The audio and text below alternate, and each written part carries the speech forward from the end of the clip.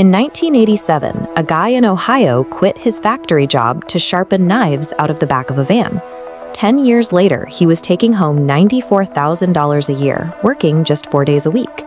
Today, a modern sharpener with a belt grinder and a card reader on his phone can clear $70,000 in profit, working 3 days a week out of a garage. We are repeatedly told that the only safe path to success is getting a degree, sitting in traffic, and punching a clock in a sterile office for somebody else.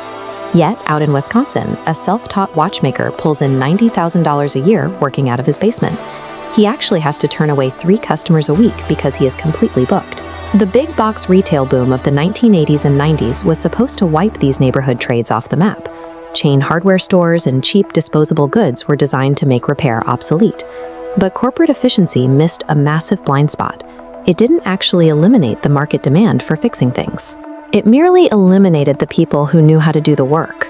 For the last 50 years, society pushed an entire generation away from manual apprenticeships. High schools swapped out shop class for spreadsheets, funneling everyone toward 4-year universities. This chart tracks certified manual tradesmen over several decades. In 1950, roughly 150,000 watchmakers worked in the United States. Today, that number has plummeted to 30,000. We see the exact same trend in shoe repair. Today, fewer than 2,500 cobbler shops remain open. These shop owners are mostly over 65. Without a new generation of apprentices, they take decades of highly specialized knowledge into retirement. That mass exodus caused the supply of skilled manual labor to flatline almost overnight. The workers vanished, but the broken items kept piling up. Because of that collapse, anyone who held onto these skills or bothered to relearn them accidentally inherited a highly lucrative virtual monopoly in their local market. While mass market consumers accepted a culture of cheap, disposable furniture and fast fashion, high-end buyers were left completely stranded. People who own a $60,000 truck, a vintage Rolex, or $700 leather boots refuse to use the rapid, careless service of a drive-through chain. They want expert leather conditioning and precise mechanical service. With almost no local competition to absorb this high-end demand, wait lists exploded. If you want a mechanical watch serviced or an animal taxidermy today, you will routinely wait between 18 and 24 months. This visual explains the financial math behind these high-margin trades. When you combine low material overhead with almost zero local competition, you gain significant control over your rates. Without a nearby alternative, you can finally charge what your time is actually worth. Take antique furniture restoration. A restorer can buy a beat-up solid wood secretary desk for $50. With about 20 hours of work in a heated garage and $500 in basic sandpaper and chemicals, they can sell that restored piece for $1,200. Because there is no corporate structure or middle manager siphoning off the profits, those wide margins convert directly into personal wealth.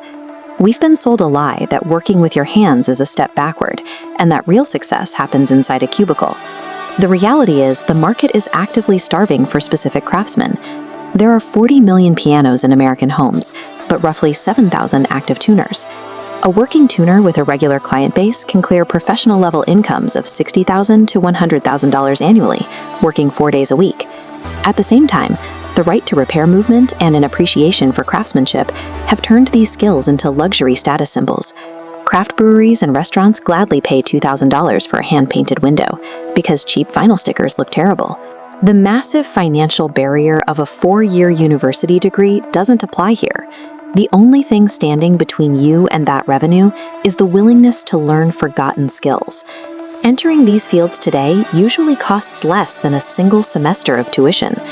While complex trades like watchmaking require a multi-year commitment to study, simpler skills like screen repair or knife sharpening can be monetized after a few months of diligent practice with basic hand tools. Financial independence doesn't have to mean sitting in traffic to punch a clock for someone else. The opportunity is waiting for anyone willing to reject the corporate timeline, step into their garage, and pick up the same tools their grandfather used to build real wealth.